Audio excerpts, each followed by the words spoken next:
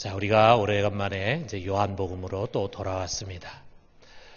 올해 들어와서 우리가 몇 주에 걸쳐서 우리 신앙생활이라는 것이 십자가로부터 시작해서 재림에 이르기까지의 긴 여정이라는 것을 함께 나눴습니다. 예수 그리스도의 십자가의 승리로 말미암아 하나님의 나라가, 하나님의 통치와 다스림이 이 땅에 임하고 시작이 되었고, 그것은 주님의 재림 때에 이제 완성이 될 것입니다. 또 아울러 그 십자가로 말미암아 우리 믿는 자들은 죄사함 받고 하나님의 자녀로 거듭나게 되었고, 그리고 이제 주께서 다시 재림하실 때에 우리는 부활의 영광에 들어가게 될 것입니다. 이미 구원받았지만 아직 그 구원이 이루어지지 않았고, 이미 하나님 나라는 임했지만 아직 그 하나님 나라가 완성되지 않은 이 이미와 아직 사이의 시간, 이 시간은 고난의 여정이다. 그랬습니다. 이 고난의 여정 속에서 우리는 먼 미래에 우리가 들어가게 될 그 영광을 항상 소망으로 삼고 바라보면서, 그러나 여전히 죄가 관영하고 있고 유혹과 시험으로 가득 차고 많은 고난이 있는 광야길을 가고 있는 순례자들이다 라고 하는 우리 자신에 대한 믿음의 인식을 갖게 됩니다. 자, 그런데 이 광야길은요, 우리의 힘으로는 살 수가 없습니다. 그렇기 때문에 하나님께서 우리에게 보혜사 성령을 보내주셨어요. 여러분과 내 속에 성령께서 임재하셔서 우리를 떠나가지 아니하시고 우리하고 항상 함께 하십니다. 우리하고 항상 임마누엘 함께 하시면서 우리를 도우십니다. 모든 것에 우리를 도우시지만 특별히 성령께서는 우리가 마땅히 빌어할 바를 알지 못하지만 말할 수 없는 탄식으로 우리를 위해서 하나님 뜻에 합당하게 기도해 주십니다. 우리를 위해서 기도해 주실 뿐만 아니라 우리의 기도를 도와주십니다. 우리가 성경에 보면 성령 안에서 기도하라, 무시로 성령 안에서 기도하라 그런 말이 있는데, 성령 안에서 기도하라는 말은 성령의 도우심으로 기도해라. 너 혼자서 기도하기 어려우니까 성령이 내가 기도할 때 널 도와주신다. 성령의 도우심을 받아서 기도해라. 그러니까 성령은 우리를 위해서 기도해 주실 뿐만 아니라 우리가 기도할 수 있도록 도와주시는 분이에요. 아울러 우리 예수님도 우리들에게 그의 이름, 예수의 이름을 무기로 주시면서 너희가 무엇이든지 이 이름으로 하나님 아버지께 구하면 하나님 아버지께서 반드시 응답하실 것이라는 것을 약속해 주셨어요. 그래서 이 이름을 가지고 구해라, 그러면 얻을 것이다. 찾아라, 그럼 찾을 것이다. 두드려라, 그러면 열릴 것이다 하면서 우리 주님은 누구보다도 기도의 중요성을 강조하시고, 또 우리가 기도해야만 살 수 있다라고 하는 것을 그가 몸으로 실제로 몸소 본으로 보여주시면서 우리에게 기도를 가르쳐 주셨습니다. 그래서 여러분, 신앙생활이라는 것은 다른 무엇이 아니라 우리 힘으로는 결코 홀로 살아갈 수 없기 때문에, 우리는 연약하기 때문에 하나님을 의지하고 그 하나님의 도우심을 받으면서 살아가는 것입니다. 그럴 때 여러분, 우리는 이스라엘이 광야에서 기적의 하나님을 수없이 경험했듯이 우리 역시 이 순례의 여정에서 기적의 하나님을 경험하게 됩니다. 사방이 막혀서 갈 수 있는 길이 하나도 없을 때 바다를 열어서 피할 길을 열어주시고, 목마를 때 바위덩어리를 깨트려서 거기서 물이 쏟아져 나오게 하시고, 매일매일의 양식이 하늘에서 떨어져 내리게 하시고, 기도의 손을 높이 들 때 우리를 괴롭히는 자들을 물리쳐 주시고, 그리고 낮에는 구름 기둥으로, 밤에는 불 기둥으로 인도하시는 하나님을 경험하게 됩니다. 여러분, 이런 기적의 하나님을 매일매일 경험하면서 살 수 있게 되기를 주님의 이름으로 축원합니다. 자, 그런데 우리가 이 신앙 여정을 가는 데 있어서 종종 누구나 갈등과 의구심을 갖게 마련입니다. 그 대부분의 원인은요, 하나님의 때와 나의 때가 다르기 때문이에요. 나는 이렇게 생각합니다. 지금이야말로 하나님이 역사하셔서 내가 당면한 이 문제를 해결해 주셔야 할 때입니다. 이렇게 생각해요.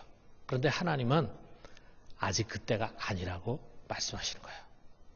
나는 이제 그만 모든 것을 포기할 때다 라고 생각하는데 하나님은 아직 포기할 때가 아니다. 이렇게 말씀하시는 거예요. 하나님의 때가 내 때와 달라요. 내가 생각하는 그 시간이 하나님 생각하는 그 시간이 아니에요. 자, 나와는 다른 이 하나님의 때를 내가 이해하고 받아들이고 순종하고 기다리는 거. 여러분 참 이게 쉽지가 않습니다. 자, 이럴 때 우리는요, 끊임없이 왜, why라고 하는 질문을 하게 됩니다. 왜 하나님은 응답하지 않으실까? 왜 하나님은 내 사정을 이렇게 모르실까? 왜 하나님 침묵하실까? 왜 하나님도 나타나야 되는데 나타나지 않으실까? 왜 나를 돕지 않으실까? 그래서 우리가 의심하기도 하고 낙심하기도 하고 때로는 조급함을 이기지 못하고 세상적인 방법으로 해결하려는 그런 어리석음을 범하기도 합니다. 근데 우리가 이 세상을 보면은요, 이 때에 대한 생각이 서로 다름으로 말미암아 일어나는 갈등들이 사람 사이에도 많지 않습니까? 우리가 부부가 서로 남편과 아내가 애들 양육 문제 때문에 서로 티격태격 하는 일들이 참 많아요. 자, 예를 들면 뭐 어린 자녀를 놓고 아빠는 어릴 때 놀도록 놔둬야 할 때다. 이렇게 생각하는데 우리 스카이 캐슬의 엄마들은 무조건 공부시켜야 된다. 무조건 공부. 무조건 공부. 영재교육부터 시작해가지고 어린이집, 온갖 학원 다 다니면서 무조건 공부시켜야 돼. 자, 부모는 딸이 이제 시집 가야 할 때다라고 생각하는데 정작 딸은 결혼은 아직 멀고 먼 이야기라고 생각합니다. 자, 정부는 경기 회복을 위해서는 대기업들이 지금 투자를 좀 해야 된다 이렇게 생각을 하는데 기업들은 주저합니다. 아직 때가 아니라고 생각을 한다 이거죠. 자, 그리고 시간이 지난 뒤에 나타난 결과를 가지고 자기가 생각한 그 때가 옳았다, 맞았다, 아니면 틀렸다 이렇게 하면서 후회도 하고 반성도 하고 때로는 상대방을 공격하기도 하는 것입니다. 그 적기를 놓쳐가지고 이런 어려움을 갖게 됐다. 뭐 이렇게 서로 비방하기도 하고 하는 거죠. 자, 이렇게 서로가 생각하는 때가 다름으로 말미암아 인간들 사이에 갈등이 있는 것처럼 하나님과 우리 사이에도 그런 갈등이 있어요. 자, 왜 이처럼 하나님의 때와 나의 때가 다를까? 당연한 거죠. 여러분, 양은 눈이 너무 나빠가지고 1m 앞을 제대로 보지 못합니다. 그런 양과 같이 미래를 전혀 내다보지 못하는 우리와 영원한 미래를 내다보시는 하나님의 생각이 같을 수가 없잖아요. 또 여러분과 저는요, 항상 자신에게 당면한 현실의 문제에 집착하기 쉬워요. 요거 해결돼야 된다라고 하는 생각에 사로잡히기 쉽지만 우리 하나님은 보다 더 넓고 멀리 큰 뜻을 가지고 계십니다. 자, 그렇기 때문에 우리 이사야서 55장 9절에 보면은 이는 하늘이 땅보다 높음과 같이 내 길은 너의 길보다 높으며 내 생각은 너의 생각보다 높음이니라. 우리 하나님의 생각과 하나님의 길은요, 우리가 상상할 수 없고 우리가 헤아릴 수 없어. 아주 높고 크신 것입니다. 그러니까 우리가 하나님의 때를 잘 이해하지 못하는 거죠. 자, 오늘 이 나사로의 이야기가 우리들 그것을 가르쳐 줍니다. 자, 유대 땅에 예루살렘이 있는데 그 예루살렘 인근에 베단이라고 하는 조그만 마을에 있는데 그 마을에 예수님과 아주 친하게 지내는 가족이 있었습니다. 나사로와 그 다음에 마르다와 마리아 세 남매인데 그만 이 나사로에게 큰 병이 걸렸는데 이게 죽을 병이었어요. 자, 그런데 여기 마리아와 마르다는 뭐 우리 성경을 읽는 사람들은 또 설교를 듣는 사람들은 잘 알고 있을 것입니다.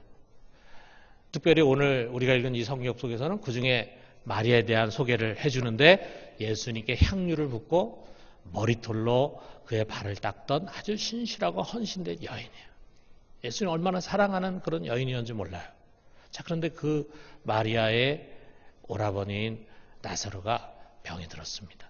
자, 이 자매들이 보니까 이 오라버니의 병이 심상치가 않아요. 그래서 급하게 사람을 예수님께 보내서 이것을 알렸습니다. 주님 보십시오. 주님께서 사랑하시는 자가 병들었습니다. 자, 이런 표현을 보면은 자, 예수님과 이들 사이의 관계를 알 수 있죠. 여기 5절에도 보면은 예수께서 본래 마르다와 그 동생과 나사로를 사랑하시더니 예수님도 이들을 사랑하고 이들도 예수님을 사랑하고 아주 가까운 관계였음을 보게 돼요. 여러분, 아마도 의사라고 한단 말이죠. 이 정도로 사랑하는 자가 지금 죽을 병에 걸렸으니까 빨리 와서 날 좀 고쳐주십시오 하면은 만사 제껴놓고 달려가지 않겠어요? 자, 당시 갈릴리에 머물러 계셨던 우리 예수님도 마찬가지 그렇게 하실 수 있었어요. 다른 거 다 내려놓고 지금 이 사랑하는 자가 병들어서 죽어가고 있다는데 먼저 거기부터 가봐야 되지 않습니까? 그런데 우리 예수님께서 하신 것을 가만히 들여다보면은 일부러 거기에 이틀을 더 유하시는 거예요. 더 지체하시는 거예요. 그리고 이틀이 지난 뒤에 제자들에게 야, 이제 우리가 유대 땅으로 가자. 거기에 지금 나사로가 잠들어 있다. 내가 가서 깨워야 되겠다. 이렇게 얘기하시는 거예요. 그러니까 제자들은 잠들어 있다 그러니까 그럼 뭐 잠들면 이제 곧 낫겠습니다. 그들은 이제 잠들어 쉬는 것으로 생각하고 있었다 이거죠. 그러니까 예수님께서 분명하게 다시금 그것이 아니라 그가 죽었다라고 말씀을 하셨습니다. 나사로 죽었습니다. 예수님께서 이틀을 지체하는 사이에 그만 나사로는 죽었어요. 자, 마지막에 그 죽음을 앞둔 가족을 지켜보는 그 가족들의 마음이 어땠을까? 자, 점점 생명이 꺼져가는 그 오라비를 붙들고 눈이 빠지게 예수님을 기다렸을 두 자매를 한번 상상해 봐요. 우리가 이제 이 11장을 쭉 읽어보면은 여기에 있는 이 두 자매가 자기 오라버니가 죽었다는 것 때문에 얼마나 슬퍼하는지 몰라요. 정말 서로 사랑했던 것 같아요. 그 오라버니를 잃고 싶지 않았던 것 같아요. 자, 그런데 그 오라버니가 점점 죽어가고 있습니다. 이 사람을 살릴 수 있는 분은 오직 한 분 예수 그리스도 그분이신데 사람을 보내서 빨리 와서 좀 고쳐주십시오 하고 전가를 했는데도 불구하고 그분이 오지 않습니다. 얼마나 창밖을 내다보면서 서성거렸겠어요. 사람은 죽어가는데 그 타들어가는 심정은 정말 젊은 가족의 죽음을 경험한 사람들만이 이해할 수 있을 것입니다. 예수님이 베다니에 도착을 했는데 모든 것이 다 끝나버렸어요. 장례도 벌써 다 치렀고 그 다음에 그 시신을 흰 베옷으로 염을 해가지고 그 다음에 무덤에다가 안치를 다 했어요. 그래서 무덤의 돌문을 다 막아버렸어요. 다 끝났습니다. 뒤늦게 나타난 주님을 보면서 여기에 마리아와 마르다가 돌아가면서 똑같이 말합니다. 21절에는 마르다가 말하고 32절에 마리아가 말하는데 똑같은 말을 합니다. 주께서 여기 계셨더라면 내 오라버니가 죽지 아니하였겠나이다. 보자마자 하는 말이 이거예요. 주님 여기 계셨더라면 우리 오라버니 죽지 않았습니다. 그 말 속에 일종의 회한과 원망이 담겨져 있는 거죠. 왜 이렇게 늦게 오셨습니까? 주님이 여기 계셨더라면 살 수 있었을 텐데 정말 야속합니다. 야속한 마음으로 가득 차 있었던 거죠. 자, 여러분, 우리는 이 사건의 결말을 잘 알고 있습니다. 그 뒤에 어떤 일이 일어났습니까? 우리 주님께서 나사로의 무덤을 찾아가가지고 돌문을 열게 하셨죠. 이미 죽은 지 나흘이 돼가지고 시체 썩는 냄새가 나는데 주님께서 나사로야 나오라 라고 했을 때 그 나사로가 살아났어요. 그리고 무덤에서 나왔습니다. 그래서 지켜본 사람들이 얼마나 놀랐겠어요. 그들은 나사로가 죽어가는 모습도 봤고 그가 죽어가지고 이제 더 이상 호흡하지 않는 모습도 봤고 그래서 그를 놓고 그 시신을 염을 해가지고 분명히 무덤에다가 집어넣고 돌문을 막았던 사람들이에요. 그 동네 사람들이 같이 장사를 지내고 그리고 같이 위로하기 위해서 여기 모여있는 사람들이에요. 그 과정을 다 본 사람들인데 이미 죽은 지 나흘이 된 사람이 벌떡 일어나가지고 나옵니다. 정말 있을 수 없는 기적이 일어난 거죠. 이 두 자매가 얼마나 기뻤겠습니까? 죽었던 오라비를 다시 되찾은 거죠. 그리고 거기에 함께 있었던 제자들과 유대인들은 그곳에 임한 이 엄청난 하나님의 영광을 바라보면서 주님을 믿게 된 것입니다. 이게 바로 주님의 의도였어요. 나사로가 병들었다는 소식을 들었을 때 주님께서 이렇게 반응하셨어요. 4절에 보니까 이 병은 죽을 병이 아니라 하나님의 영광을 위하며 하나님의 아들이 이로 말미암아 영광을 받게 하렵니다. 또 이틀간이나 지체한 다음에 제자들에게 이제 우리가 유대로 가자 할 때 주님께서 지체하신 목적이 무엇인가를 이렇게 말씀하십니다. 15절에 보니까 내가 거기 있지 아니한 것을 너희를 위하여 기뻐하노니 이는 너희로 믿게 하려 함이라. 주님은요, 이 사건을 통해서 이 엄청나게 불행이 될 수도 있고 위급한 이 사건을 통해서 세상에 하나님의 영광을 드러내려고 하신 거예요. 그리고 그로 인해서 하나님의 아들인 자신이 영광을 받으시는 것입니다. 그리고 그 결과로 그곳에 있는 제자를 비롯한 유대인들이 믿음을 갖게 하는 것이었어요. 그 영광은 어떤 영광입니까? 부활의 영광, 부활의 영광. 죽은 나사로를 살리는 이 놀라운 기적을 통해서 생명의 주권자 되신 하나님을 드러내시는 거예요. 우리 하나님은 죽은 자를 살리신다. 죽은 자에게 호흡을 불어넣으시고 다시금 살릴 수 있는 분이시다. 주님은 부활의 주님이심을 드러내셨어요. 그리고 사람들로 하여금 예수님께서 부활의 주님이시오 구원의 그리스도이심을 믿을 수 있도록 해주셨습니다. 그래서 우리가 잘 아는 유명한 성경 있잖아요. 요한복음 11장 25절에서 26절에 예수님이 이 현장에서 마르다에게 주신 말씀입니다. 자, 우리 같이 한번 읽어봅시다. 예수께서 이르시되 나는 부활이요 생명이니 나를 믿는 자는 죽어도 살겠고 무릇 살아서 나를 믿는 자는 영원히 죽지 아니하리니 이것을 내가 믿느냐. 나는 부활이요 생명이다 라고 하는 것을 유대인들이 두 눈으로 볼 수 있도록 그곳에서 역사를 하신 것입니다. 여러분, 이것이 주님의 뜻이에요. 여러분, 주님의 때는 마르다나 마리아가 생각한 그때와는 전혀 다른 것입니다.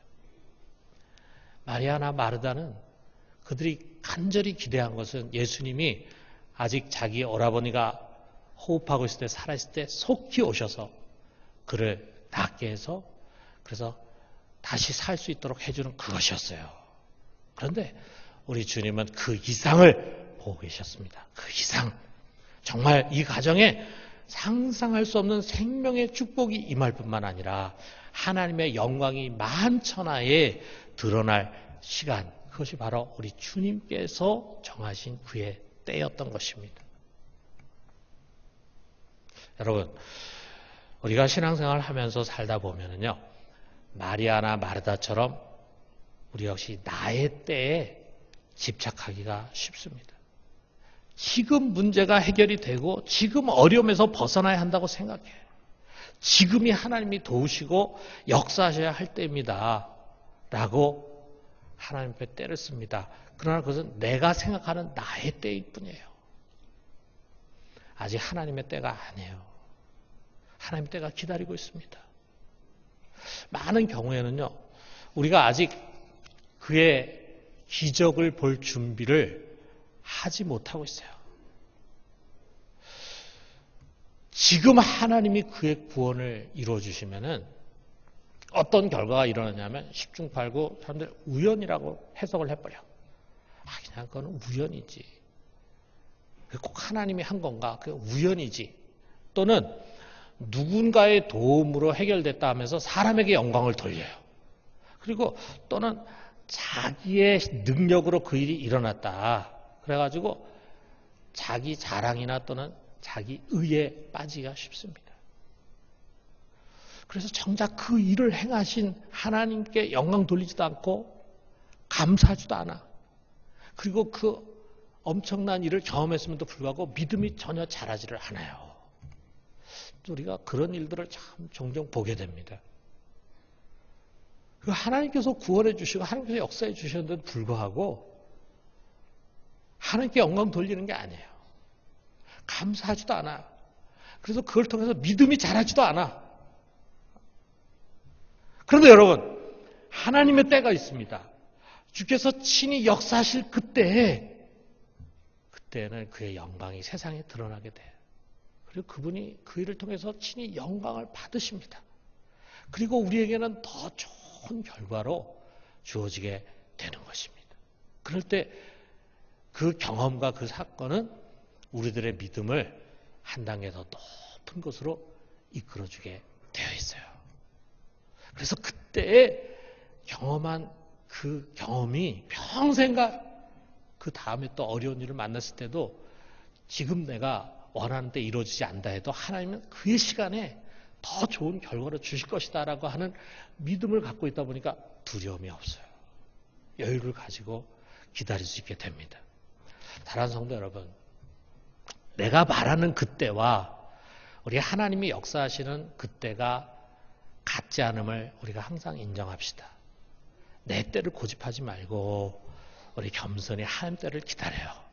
그러면 모든 것이 훨씬 더 좋은 결과로 주어질 것이다. 이 흐트러지고 망가지고 어지럽혀져 있는 나의 모든 것들을 우리 하나님께서 정말 아름답게 다 정돈해가지고 아름답게 이루어질 그날이 올 것이다. 그런 믿음을 가져요.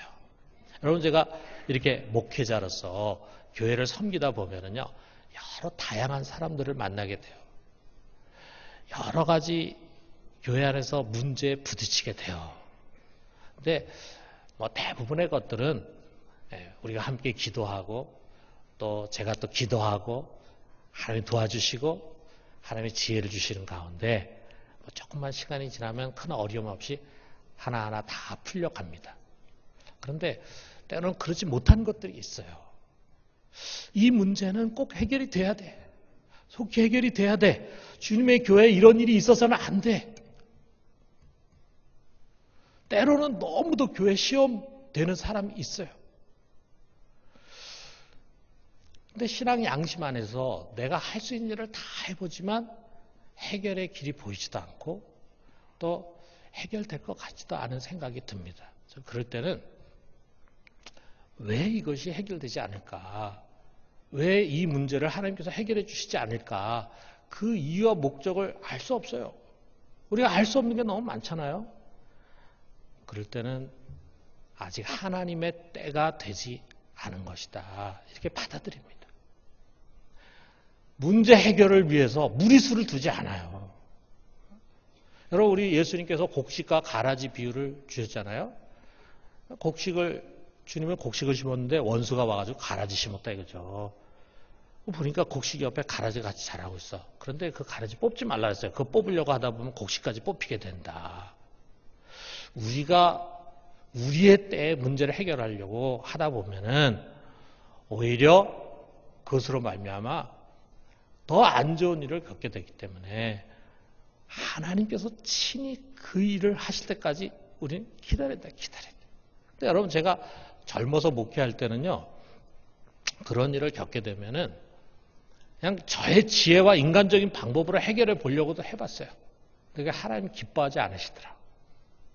한쪽에는 그 문제 해결되는 것 같은데 다른 쪽에서 더 큰 어려운 문제가 생겨요.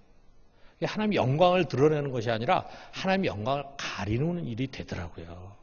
그래서 이런 경험들을 하면서 제가 이제 깨닫고 터득한 것이 조금 늦더라도 교회의 주인 되신 주님께 맡기고 그의 때를 기다리는 것이 옳다. 주님께서 역사하시면은요, 모든 사람들에게 덕이 되고 유익이 되고 사랑이 되도록 만들어 가시는 거예요. 저는 종종 우리 살아가는 교우들 속에서 이 때를 기다리지 못하고 넘어지는 모습을 보게 됩니다. 조금만 더 기다리면은 더 좋은 곳으로 주시고 더 은혜롭게 만들어 가실 텐데 그것을 참지 못해. 그리고 인간적이고 세상적인 방법으로 해결하려고 하다가 오히려 더 큰 덫에 덜컥 걸리게 됩니다. 그런 사람도 있을지 모르겠어요. 하나님이 아직은 그 심은 자리에서 묵묵히 일해라. 내가 거기서 일해야 할 때다. 참고 일해야 할 때다. 라고 말씀하시는데 자신은 그만둘 때다. 라고 하면서 뛰쳐나가. 결국 하나님의 때에 올 축복을 보지 못하는 것입니다. 여러분, 우리가 하나님의 때를 분별하고 기다릴 줄 모르면은 그의 영광을 보지 못할 뿐만 아니라 자기 혈기와 조급함에 넘어져가지고 영적인 곤고함으로 곤두박질 치게 되기 쉽습니다. 근데 유감스럽게도 교회 안에는 그런 사람들을 종종 보게 돼요. 여러분, 오늘 이 성경 말씀은 우리들에게 분명한 것을 보여주지 않습니까? 마리아와 마르다의 관점에서 보면은요, 그들은 정말 사랑하는 오라비를 잃어버린 절망과 슬픔에 잠겨 있었어요. 잠깐 그 고통을 겪었어요. 그렇지만 결국 하나님의 때가 되었을 때 그 죽었던 오라비를 다시 찾게 되고 그 찾는 과정 속에서 말로 표현할 수 없는 그런 영광을 맛보게 된 것입니다. 그들이 원하는 때 주님이 오셨고 그들이 원하는 일만 했다면 결코 이 영광과 큰 기쁨을 누리지 못했을 것입니다. 여러분, 이것이 주께서 사랑하시는 자들에게 행하는 일들이에요. 주님이 나사로 얼마나 사랑합니까? 마리아 얼마나 사랑합니까? 마르다 얼마나 사랑합니까? 그들이 불행하게 되는 것을 내버려두지 않습니다. 여러분, 마리아와 마르다와 나사로를 사랑하는 것보다도 훨씬 더 주님은 우리들을 사랑하십니다. 여러분, 한 사람 한 사람 사랑하십니다. 우리의 목자가 되셔서 우리를 책임져 주시고 그리고 우리의 이 순례자의 여정을 주님께서 동행해 주시고 먼 미래까지 내다보시고 인도해 주십니다. 여러분, 이것을 의심하지 말고 믿어요. 사랑하는 성도 여러분, 내 때가 아니라 하나님의 때가 있습니다. 우리 조금만 더 잠잠히 참고 기다려봐요. 그러면 하나님은 그의 때에 그의 방법과 능력으로 놀라운 일을 이루실 것입니다. 우리를 깊은 웅덩에서 건지실 뿐만 아니라 견고한 반석에 세우시고 아니 저 높은 산의 바위를 마음껏 뛰어넘을 수 있는 그런 믿음의 사람으로 세워주실 것입니다. 우리가 바라고 기대한 것보다 훨씬 더 큰 은혜를 부어주실 것입니다. 그 하나님의 때가 지금 여러분을 향해서 오고 있을지 몰라요. 여러분, 낙심하지 말고 두려워하지 말고 의심하지 말고 우리의 모든 것을 아름답게 변화시켜 주게 될 그 주님의 때를 기다립시다. 하나님을 신뢰하고 그의 때를 기다리면서 마침내 풍성한 은혜를 누리는 우리 모두가 되기를 주님의 이름으로 축원합니다.